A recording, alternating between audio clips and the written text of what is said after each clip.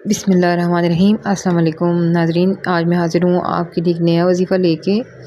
بیٹے کی خواہش پوری کرنے والا عمل۔ جن کے گھر صرف بیٹیاں پیدا ہوتی ہیں وہ میاں بیوی یہ خاص صورت پڑھیں، اللہ پاک اگلے ہی سال بیٹا عطا فرمائے گا انشاءاللہ۔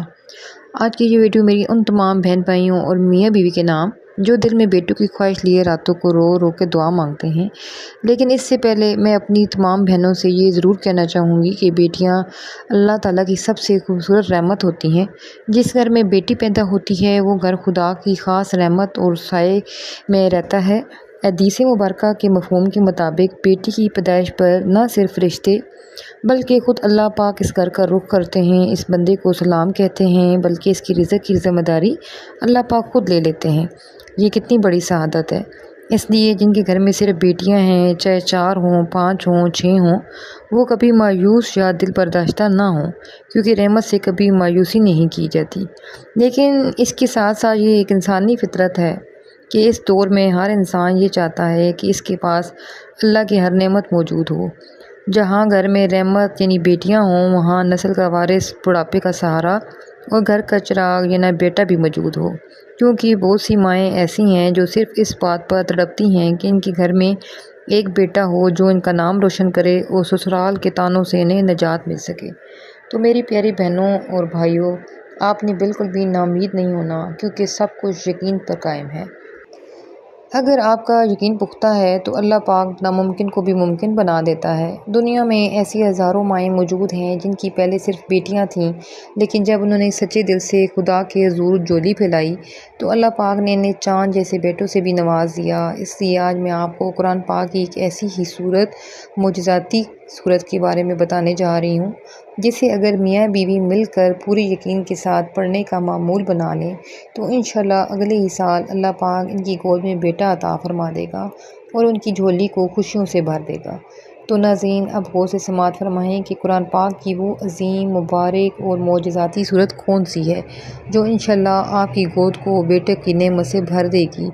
چاہے میری جو بہنیں اس وقت حاملہ ہیں وہ یہ عمل کریں، یا جن کا ابھی حمل نہیں ٹھہرا وہ حمل کی نیت کر لیں، وہ میاں بیوی اس کو پڑھیں۔ وہ مبارک صورت قرآن پاک کے آخری پارے میں موجود صورت کوثر ہے۔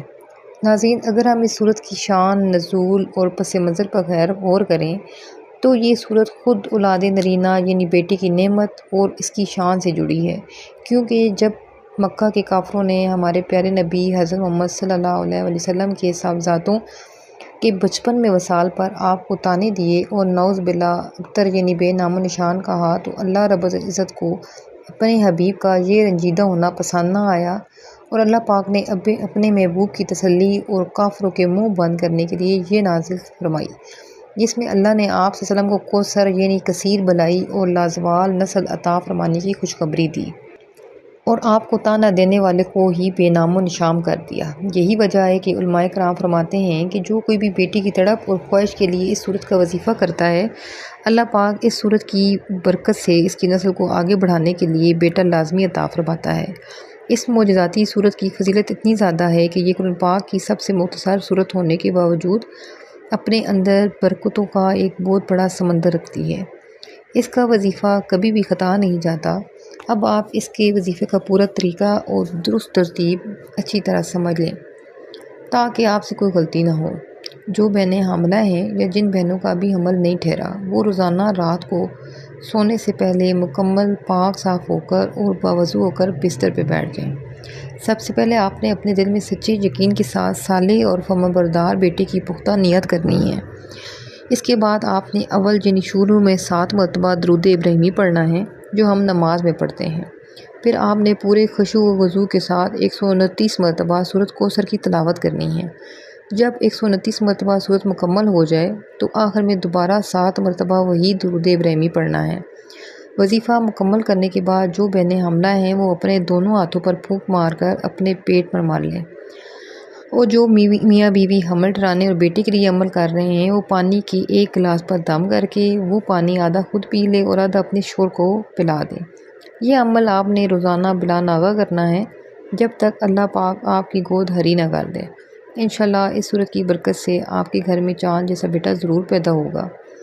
ناظرین، وظیفے کے اس خوبصورت طریقوں کو جاننے کے بعد اپنے دل کے بند دروازوں کو امید کی روشنی سے کھول دیجیے اور مایوسی کو اپنی زندگی سے ہمیشہ کے لیے نکال پھینکیں، کیونکہ مایوسی گناہ ہے اور یہ انسان کے اندر کی ہمت کو چاٹ جاتی ہے۔